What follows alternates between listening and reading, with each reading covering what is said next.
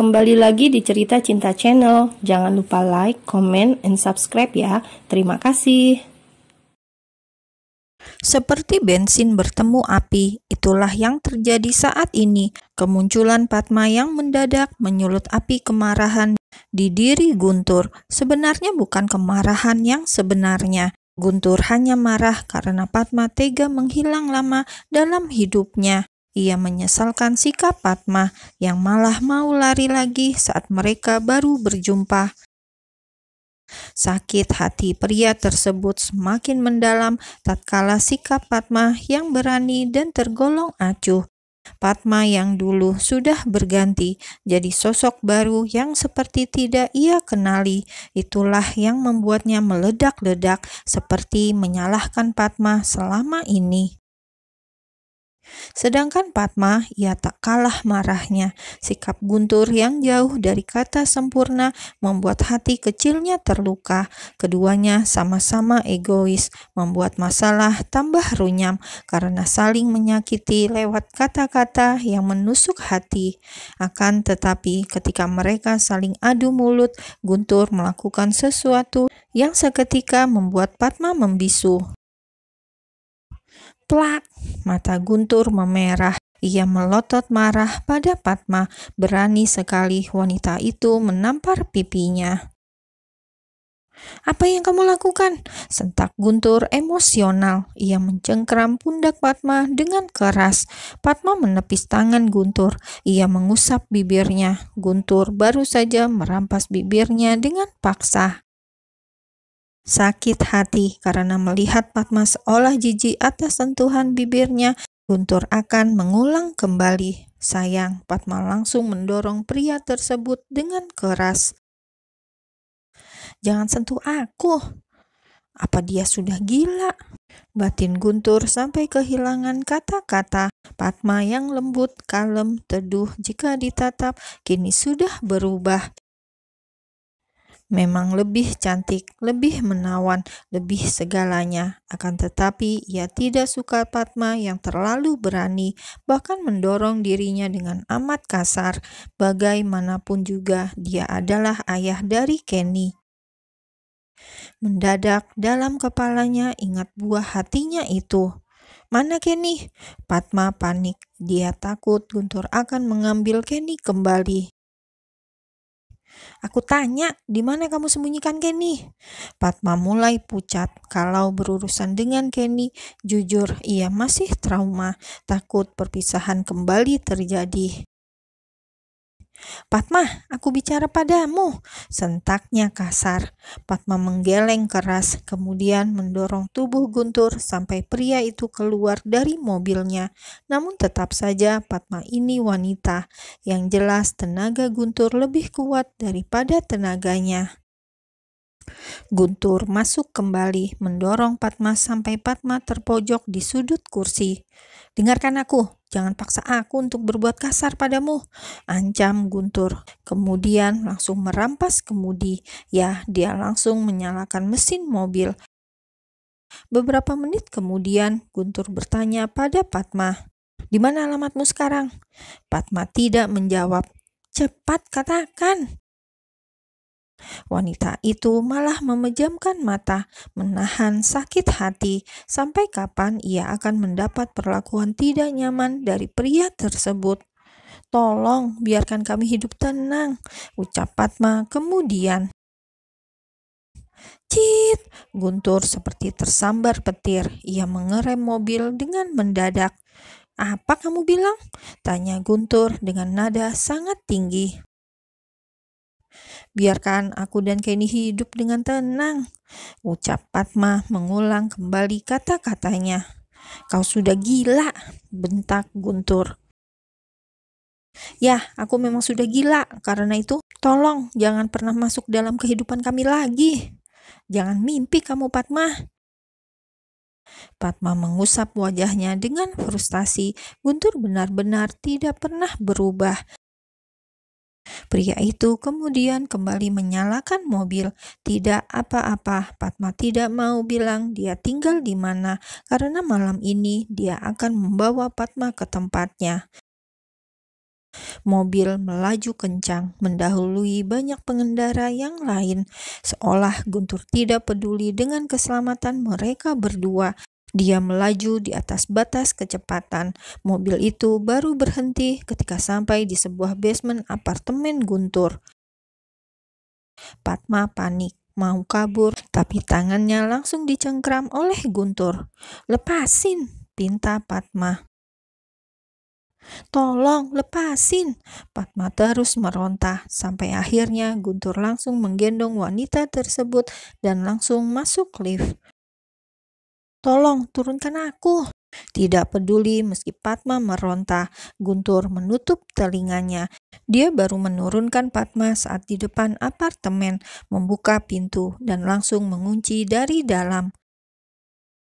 Tok tok tok, Padma berusaha keluar. Dia mengetuk pintu berkali-kali. Tap tap tap. Derap langkah Guntur yang ada di depannya semakin membuat Padma panik. Apalagi ketika Guntur mulai melonggarkan dasi, seringai jahat itu membuat Padma ketakutan. Ada badai yang melanda hati Guntur sampai pria itu sangat murka pada Padma, wanita yang dulu ia nikahi secara agama hanya karena menunggu restu ibunya. Ya, Nyonya Gumilang, tidak sudi Guntur menikahi anak pembantunya sendiri. Alhasil ini yang membuat Guntur menikah secara diam-diam, tidak dicatat oleh negara, hanya sah menurut agama saja. Inilah yang menjadi awal mula derita Padma. Hanya karena sang suami takut miskin, dia harus menderita seorang diri.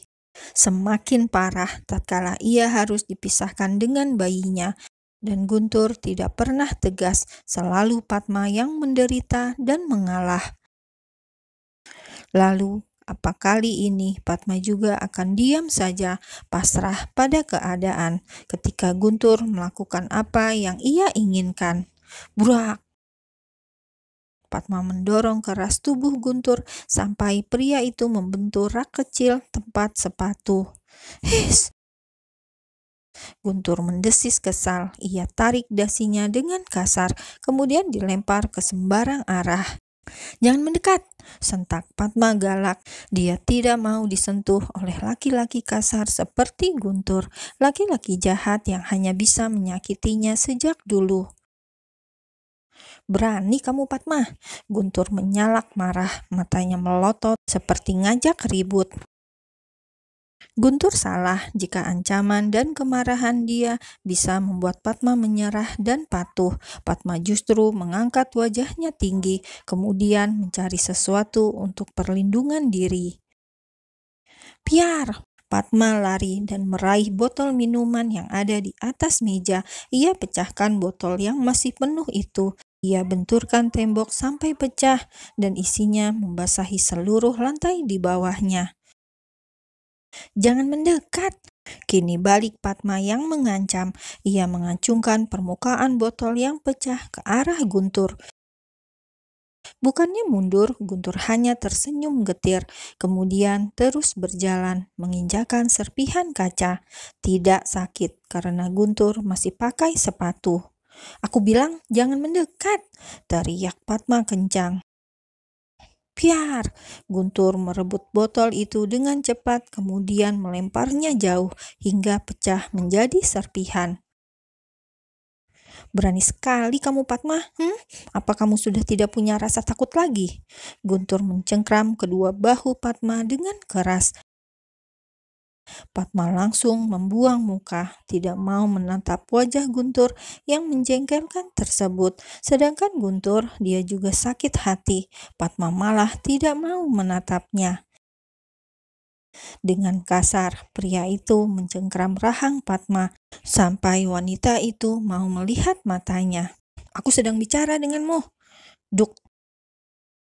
Mungkin terlalu sakit hati, spontan Padma yang rahangnya dicengkram langsung saja menendang ke pusat bumi, membuat Guntur mundur, menarik diri, kemudian memegangi barangnya yang sakit akibat tendangan Padma.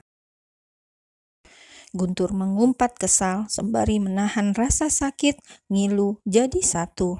Sementara itu, ketika Guntur sedang kesakitan, Padma langsung mencari celah untuk keluar.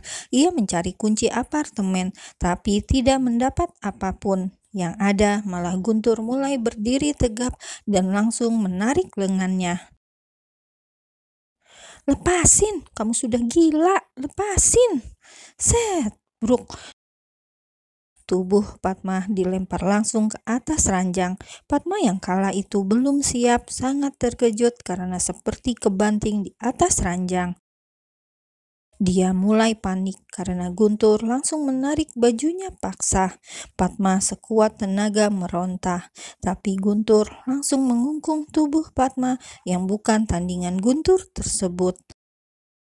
Padma jelas kalah. Semakin dia meronta, Guntur semakin keras menahan dirinya. Pria itu kini mengunci ruang gerak Padma dengan menekan kedua pergelangan tangan Padma. Ia berhasil membuat Padma tidak berkutik. "Jangan!" Bulir bening menetes dari sudut mata wanita tersebut. Padma hampir putus asa ketika tubuhnya diapit kedua kaki Guntur. Dia benar-benar tidak bisa lolos. "Aku mohon, jangan!" ucap Padma dengan nada rendah. Ia memohon sambil menggeleng pelan, berharap Guntur tidak memaksakan kehendaknya. Tidak peduli wanita di depannya menitihkan air mata, Guntur sudah gelap mata kali ini. Ia lepas semua pakaian yang dikenakan. Begitu juga dengan Padma, semuanya ia lepas dengan paksa. Padma menggeleng menutup tubuhnya dengan tangan, tapi tidak ada yang bisa menahan Guntur untuk saat ini. Sekeras apapun Padma meronta, Guntur tidak peduli. Dengan paksa, dia membuat Padma menderita penyatuan paling sakit yang pernah Padma rasakan. Sakit tapi tidak berdarah.